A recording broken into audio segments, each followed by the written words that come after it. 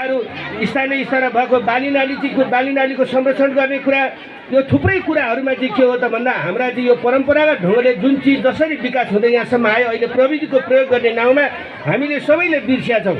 जसको कारणले अहिले के हो त भन्दाखेरि हामीले सोध्छौँ एउटा हुन्छ अर्को।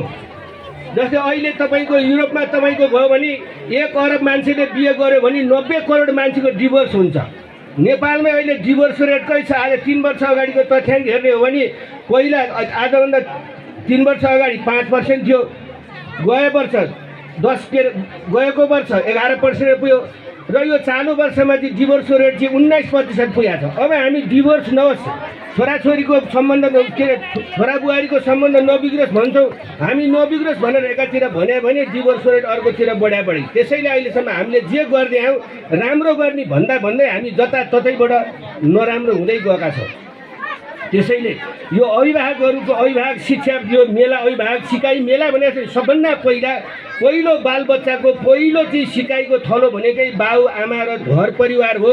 त्यसपछि उसको छरछिमेकी हो, त्यसपछि उसको समाज हो, त्यसपछि उसको चाहिँ सुरुको विद्यालय हो, त्यसपछि उसको कलेज हुन्छ। त्यसो भएको हुनाले यो चाहिँ के हो त भन्दा यो कार्यक्रमको नाम जसरी राखेको छ प्रारम्भिक बालबालिका सिकाइको लागि अभिभावक सिकाइ मेला, यो मेलाले हामी सहभागी भएका सबै अभिभावकहरूले के कुरा जान्न पर्यो भने मेरो बानी राम्रो भयो भने छोराछोरीको बानी राम्रो हुन्छ, मेरो घरमा बोलीचाली राम्रो भयो भने छोराछोरीले त्यही सिक्छ, मेरो घरमा बुढा र बुढी कुस्ती खेल्यो भने मलाई पनि रिस उठ्दा कुस्ती खेल्नु पर्छ भने छोराछोरीले सिक्ने त्यही नै हो। त्यसैले प्रारम्भिक अभिभावक शिक्षा प्रारम्भिक मेला भनेको छ।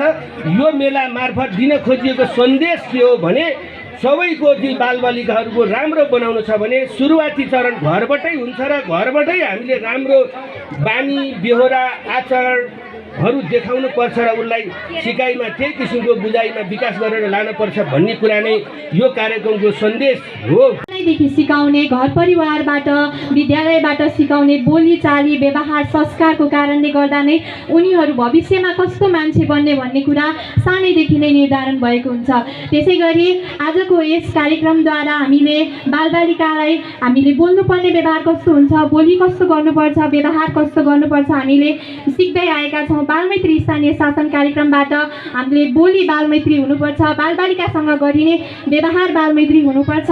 त्यसै गरी स्थानीय तहमा निर्माण हुने हरेक संरचनाहरू बालमैत्री संरचनामा आधारित भएको हुनुपर्छ र बालबालिकालाई विभिन्न क्षेत्रमा यसै गरी समेटिरहँदा उनीहरूको अर्थपूर्ण बाल सहभागिता हुने, यसै गरी उनीहरूले आज देखाएका प्रदर्शनी कार्यक्रममा देखाएका विभिन्न कला प्रतिभाहरूलाई जगेर्ना गर्दै उनीहरूलाई भविष्यसम्म उनीहरूको प्रतिभाको सम्मान गर्दै र अझ पनि प्रतिभाहरूलाई निखार्दै लानका लागि यस प्रदर्शनी कार्यक्रमले महत्त्वपूर्ण भूमिका खेलेको छ। त्यसै गरी आगामी दिनमा पनि रामेछाप नगरपालिकाद्वारा बालबालिकाहरूका लागि यस्तै विशेष कार्यक्रमहरू अपेक्षा गर्दछौँ। समुदाय यहाँको सरकारवाला सबै पक्षलाई एउटा सचेतना जगाउने उद्देश्यका साथ रामेछाप नगरपालिकाले आयोजना गरेको र यसमा चाहिँ हामीसँग परियोजना अन्तर्गत रहेर सहकार्य गरेर सम्झौता गरेर कार्यान्वयन गरिरहेको संस्था सेतो गुराँस राष्ट्रिय बाल विकास सेवाले सहकार्य गरिरहेको छ र रामेछाप जिल्लाभरि मलाई लाग्छ रामेछाप नगरपालिकाले यो कार्यक्रम सञ्चालन गरिरहेको छ रामेछाप जिल्लामा। र यो कार्यक्रममा हाम्रो उद्देश्य भनेको साना प्रारम्भिक बाल विकास अन्तर्गतका बालबालिकाहरूको विद्यालय सिकाइ र घर परिवारमा वृत्ति विकासलाई कसरी बढावा दिने, कसरी त्यसलाई व्यवस्थित गर्ने र भविष्यमा एउटा दक्ष नागरिक बनाउने, उसलाई भविष्यमा समाज र देशको लागि कसरी योगदान गर्न सकिन्छ भन्ने नागरिक बनाउनलाई चाहिँ पुरो प्रारम्भिक बाल विकासको सिकाइलाई महत्त्वपूर्ण भूमिका खेल्ने किसिमले यस मेला तथा प्रदर्शनी आयोजना गरिएको हो। ग्लोबल आइएमए बैंक सबैका लागि बैंक।